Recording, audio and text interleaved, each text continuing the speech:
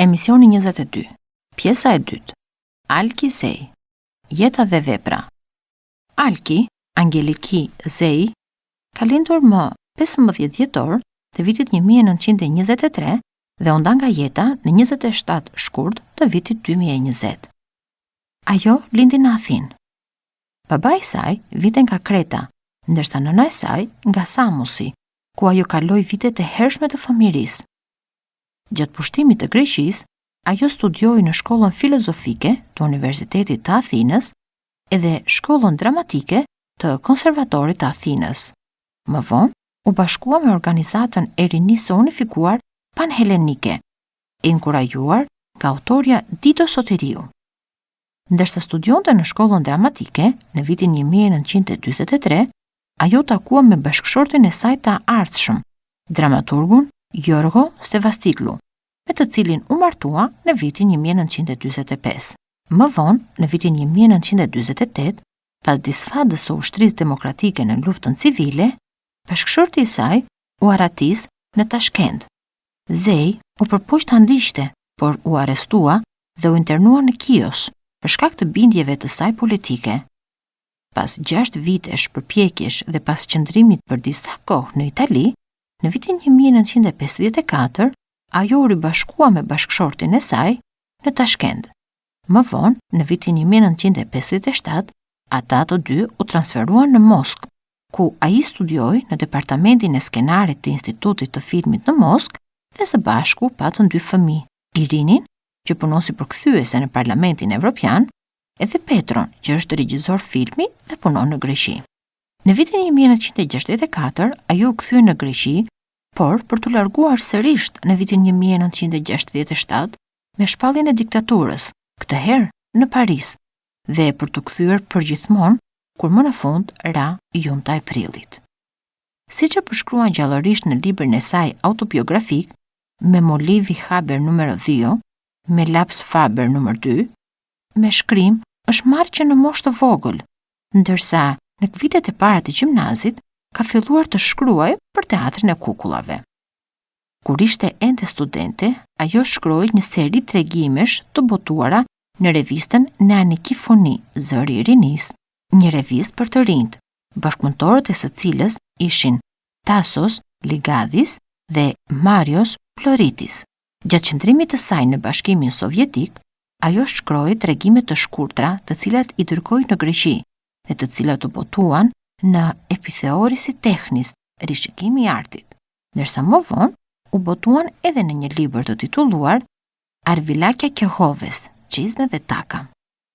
Romani i saj i parë, i frymëzuar nga fëmiria në Samos, ishte To kaplanit i Zvitrinas, Tigri i egër në vitrin, dhe u botua për herë të parë nga shtëpia botuese Themelio dhe më vonë nga shtëpia botuese Kedros, ku dhe u përkthye në shumë gjumë, duke qenë suksesi i saj i parë i madh letrar.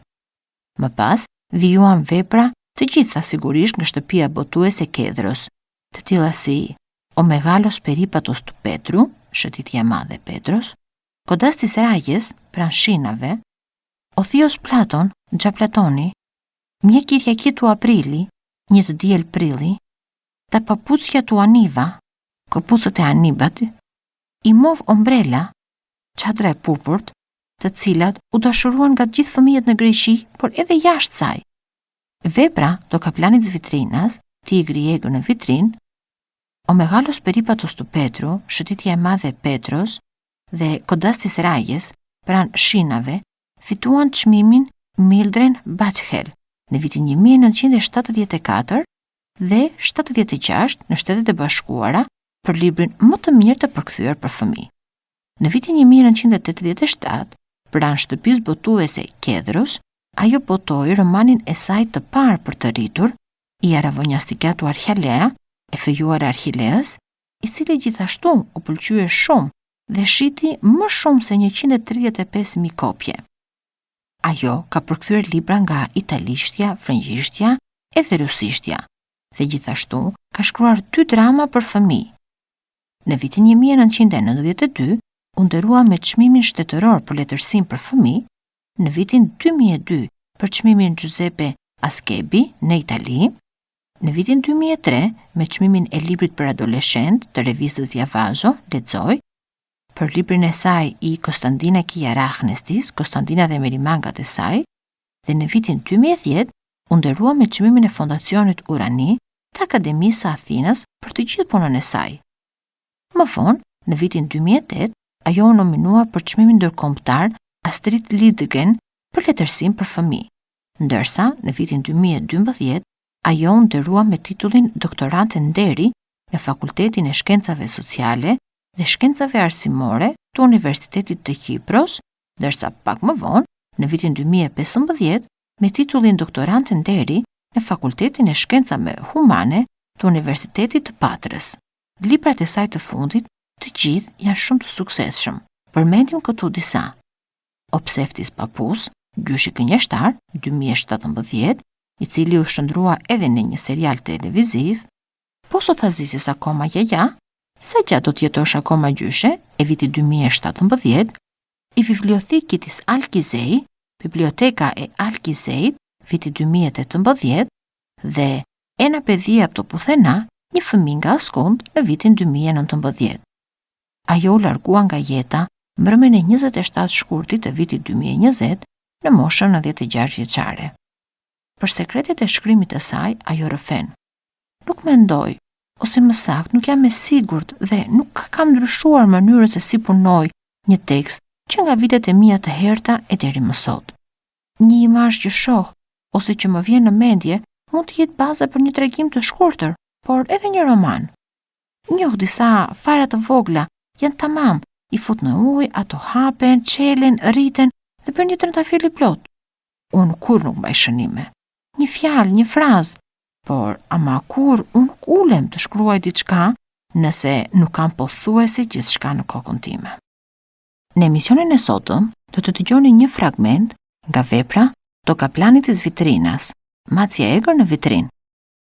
Në këtë vepër, heroinat qendrore janë dy vajza të vogla, Mirto dhe Melia ose Melisa, të cilat rriten në Samos në vitin 1936. Gjyshi i tyre i rrit dy motrat me histori nga mitologjia greke dhe i ushqen me vlerat e grekërve të lashtë. Tigri i egër, një tigër i balsamosur, i cili ndodhet në dritaren e dhomës së ndenjes së shtëpisë së tyre, është subjekt i historive magjike që u tregon kushuriri i tyre, Nikos, student në Athinë, por edhe një mjet konspirativ komunikimi me të. Heronjtë e historive janë fëmijët e fshatit, prindërit, gjyshi, Tezja Despina, shërbëtorja Stamatina, kushuriri Nikos, mirëpo diktatura e Metaksasit do të jap fund pafajësisë së fëmijërisë së dy vajzave dhe ato do të përballen me probleme dhe situata me të cilat do të piqen. Në një diktaturë gjithçka ndryshon. Fshihen fjalët nga fjalori i shtëpisë. Nikos zhduket, ndërsa sekretet duhen mbajtur. Dyqani i lagjes kthehet në një qendër rezistence. Për vite me radhë, libri u censurua si komunist. Më pas u tërhoq, u ribotua pas juntës së kolonelëve, Magjepsi u komentua, u përkthye, u bën një lëndë universitare, u bën një serial televiziv në televizionin shtetëror. I dashuruar nga të rriturit, nga shokët ideologjit dhe ata të anës tjetër, dhe i pushtoi lexues të tij të natyrshëm. Por pse? Çfarë ka ky libër që në mbar botën njihet si një nga librat më të mirë për fëmijë, duke e vendosur autoren e tij si një pionere në historinë e letërsisë greke për fëmijë? Shumë e thjeshtë përgjigja. Ai libër ishte krejtësisht ndryshe nga ajo që shkruaj në atë kohë për fëmijë. Alkizei ka thyer dhe shem shumë barjera me veprën e saj Toka Planitis Vitrinas. Dhe në radhë të parë, mitin dhe mendimin se gjërat sociale dhe politike që ndodhin në botë janë përtej perceptimit të fëmijëve. Pra, ajo nuk bëri një prerje, siç shprehet shpesh, por më shumë, ajo promovoi së bashku me shkrimtarët e tjerë që ndoqën më vonë romanin social për fëmijë. Toka Planitis Vitrinas. Απόσπασμα. Την Κυριακή το χειμώνα είναι η πιο βαρετή μέρα. Από το πρωί η Μυρτώ και εγώ παίζουμε, τσακωνόμαστε, διαβάζουμε κανένα βιβλίο, αλλά το απόγευμα όταν αρχίσει να σκοτεινιάζει νωρίς, δεν ξέρουμε τι να κάνουμε. Τα απογεύματα μένουμε στο σπίτι μόνες με τον παππού. Ο μπαμπάς και η μαμά παίζουν χαρτιά στο σπίτι του κυρίου Περικλή, που είναι ο διευθυντής του μπαμπά στην τράπεζα. Η κυρία Δέσποινα, η αδερφή του παππού, πάει επίσκεψη στις φίλες της και η Σταματίνα η υπηρέτρια έχει έξοδο. Ο παππούς κλείνεται στο γραφείο του και διαβάζει τους αρχαίους του. Έτσι λέμε με την αδελφή μου τη Μυρτώ τα βιβλία του παππού, γιατί είναι όλα αρχαία ελληνικά. Πηγαίνουμε τότε στην τζαμωτή βεράντα και κοιτάμε τη θάλασσα. Τα κύματα σπάνε στους βράχους, πιτσιλάνε τα τζάμια και έτσι όπως κυλάνε οι στάλες πάνω τους μοιάζουν με δάκρυα. Τότε φτιάχνουμε με τη Μυρτώ τις πιο λυπητερές ιστορίες. Τάχα πως πέθανε ο μπαμπάς, η μαμά ξαναπαντρεύτηκε και ο πατριός μας είναι πιο κακός και από του Δαβίδ Κόπερφιλντ. Ή πως ο παππούς είναι ένας φτωχός ζητιάνος και εμείς ντυμένες με κουρέλια γυρίζουμε μαζί του μέσα στο κρύο και ζητιανεύουμε ψωμί από πόρτα σε πόρτα. Αυτή όμως την Κυριακή βαριόμασταν όλα τα παραμύθια και τα παιχνίδια μας. «Δεν φτιάχνουμε μια ιστορία για το καπλάνι», είπα και το μετάνιωσα αμέσως πριν καλά τελειώσω τη φράση μου. «Σα δεν τρέπεσαι. Μεγάλη ιδέα έχεις για τον εαυτό σου», απάντησε θυμωμένα η Μυρτώ. Για το καπλάνι, που είναι βαλσαμωμένο μέσα σε μια βιτρίνα κάτω στο μεγάλο σαλόνι, μονάχα ο ξάδελφός μας ο Νίκος ξέρει να διηγείται. Ο Νίκος σπουδάζει στην Αθήνα χημικός. Κάθε καλοκαίρι έρχεται στο νησί και πηγαίνουμε μαζί στην εξοχή, στο Λαμαγάρι. Ξέρει ένα θαυμαστό παραμύθι για το καπλάνι που δεν τελειώνει ποτέ και κάθε καλοκαίρι το συνεχίζει. Είχε σκοτεινιάσει για καλά. Η θάλασσα δεν ξεχώριζε. Μονάχα ακούγαμε ένα παφ και γέμιζαν τα τζάμια δάκρυα. Ο δρόμος έξω ήταν έρημος. Ήτανε σκοτεινά και φοβόμουνα. Τότε ακούστηκαν τραγουδιστά τα μαγικά λόγια. «Παβουγάδε και ζώνη». Ήταν ο παππούς. Όταν τέλειωνε τη μελέτη του, έψελνε σε μια παράξενη γλώσσα που τη λένε Βυζαντινή. Μετά ο παππούς ήρθε στην τζαμωτή, μας πήρε στην τραπεζαρία και μας έδωσε να φάμε καρύδια με μέλι. Όταν η Μυρτώ ζήτησε και τρίτη φορά να της γεμίσει το πιατάκι, ο παππούς είπε «Μυρτώ, τι προτιμάς, και άλλα καρύδια ή να σου διηγηθώ έναν μύθο?» «Φυσικά καρύδια», απάντησε εκείνη, «αφού ο μύθος δεν τρώγεται». Ο παππούς μας δεν μοιάζει με τους παππούδες των άλλων παιδιών. Είναι ψηλός. Περπατάει κρατώντας ένα καλάμι και δεν καμπουριάζει καθόλου. Όλοι στο νησί τον λένε «ο σοφός». Ξέρει όλον τον Όμηρο απ' έξω. Ποτέ δεν μας λέει παραμύθια για δράκους και βασιλιάδες, παρά μας διηγείται μύθους για τους αρχαίους θεούς και ήρωες. «Λοιπόν, θα σας πω ένα μύθο», είπε ο παππούς και άρχισε την ιστορία του Δέδαλου και του Ίκαρου.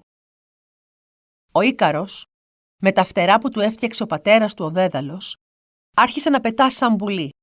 Μα πέταξε πολύ ψηλά, σχεδόν κοντά στον ήλιο, και έλειωσε το κερί που με αυτό ήταν κολλημένα τα φτερά του. Έτσι έπεσε στη θάλασσα και πνίγηκε. Γι' αυτό το πέλαγος όπου έπεσε λέγεται Ικάριον. Μέσα στο Ικάριο πέλαγος είναι το νησί μας. Τι μικρό που φαίνεται πάνω στην υδρόγειο, σαν μια μικρή τελεία. Πέρα τα άλλα νησιά, και ύστερα ολόκληρη Ελλάδα και άλλες χώρες απέραντες. Τι όμορφα που θα είναι να πετάς. Να είναι ας πούμε μια βαρετή Κυριακή και εσύ να λες «Δεν βάζω τα φτερά μου». Να πεταχτώ μια στιγμή στην Ιαπωνία ή στην Κίνα ή στην Αφρική, να δω αν τα Ιαπωνεζάκια, τα Κινεζάκια και τα Αραπάκια περνούνε κι αυτά βαρετές Κυριακές. Αν παίζουν κι αυτά κουτσό, σκινάκι, πεντόβολα. Μπορεί στα αλήθεια, παππού, να πετάξει καμιά φορά ο άνθρωπος? Ρώτησα. «Σαχλαμάρες», είπε η Μυρτώ. «Μπορεί. Αν περάσουν 50, ίσως 100 χρόνια, μπορεί να γίνει κι αυτό. Τώρα έχουμε Γενάρη του 1936. Μπορεί ως το Γενάρη του 1986 οι άνθρωποι να πετάνε κοντά στον ήλιο, χωρίς όμως να ξεκολλάνε τα φτερά τους». Ως τότε τι να το κάνουμε?» λέει η Μυρτώ. «Εμείς θα είμαστε γριές και έτσι κι αλλιώς δεν θα μπορούμε να πετάμε». Ο παππούς τη μάλωσε πως είναι εγωίστρια. Αν σκέφτονταν όλοι έτσι, δεν θα είχε γίνει καμία ανακάλυψη στον κόσμο. Οι επιστήμονες δεν θα κουράζονταν να βρουν τούτο ή εκείνο, αφού ώσπου να τελειοποιηθεί η εφεύρεσή τους, αυτοί θα έχουν πεθάνει. Αλλά οι επιστήμονες, κυρία Μυρτώ, σκέφτονται την ανθρωπότητα και όχι τον εαυτό τους. Οι ίδιοι μπορεί να μην υπάρχουν, αλλά το όνομά τους μένει αθάνατο. «Θα ήθελα να γίνω εφευρέτης», λέει η Μυρτώ. «Αν οι εφευρέτες ξέρανε την προπαίδεια όπως εσύ», της είπε ο παππούς, «δεν θα γινόταν καμιά εφεύρεση στον κόσμο». Δεν φανταζόμασταν ότι θα τέλειωνε τόσο άσχημα αυτή η Κυριακή. Ο παππούς άρχισε να ρωτάει τη Μυρτώ το 7x7 και εκείνη όλο τα μπέρδευε. Επέμενε μάλιστα πως 7x8 κάνει 46 και ο παππούς θύμωσε. «Αν δεν μάθεις την προπαίδεια απ' έξω και ανακατοτά, δεν θα πας ποτέ σου σε αληθινό σχολείο», είπε ο παππούς και μας έστειλε να κοιμηθούμε. Εγώ πηγαίνω στη Δευτέρα και η Μυρτώ στην Τετάρτη. Δεν πηγαίνουμε όμως σχολείο, μας κάνει ο παππούς μάθημα στο σπίτι. Κάθε χρόνο δίνουμε εξετάσεις σαν διδαχθήσεις κατοίκων και περνούμε τις τάξεις.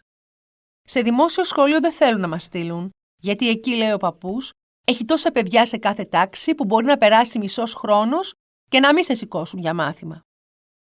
Είναι και το ιδιωτικό σχολείο του κυρίου Καρανάση στη γειτονιά μας, μα αυτό, λέει ο μπαμπάς, δεν είναι για το βαλάντιό μας.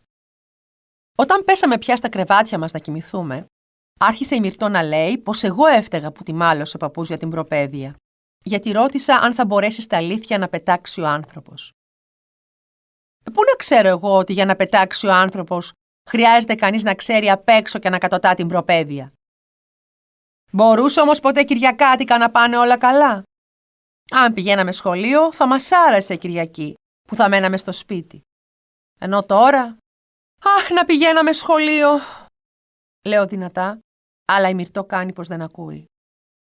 Τότε είπα ακόμη πιο δυνατά. «Ευπό! Λείπω! Λείπω! Λείπω!» απάντησε εκείνη κάτω από τα σκεπάσματα. Αυτά δεν ήταν βυζαντινά, αλλά μια δική μας γλώσσα που μόνο οι δυο μας την καταλαβαίναμε. «Ευπό» θα πει πολύ ευχαριστημένη. «Λείπω» πολύ λυπημένη. Αν δεν το ρωτούσαμε κάθε βράδυ μια στην άλλη, δεν μπορούσαμε να κοιμηθούμε. Δεν ξέρω γιατί. Τις Κυριακές σχεδόν πάντα απαντούσαμε «Λείπω, λείπω». Να είχα τώρα φτερά σαν του Ίκαρου, θα μπορούσα να πέταγα από χώρα σε χώρα και να ρώταγα όλα τα παιδιά του κόσμου «Εύπω, λείπω».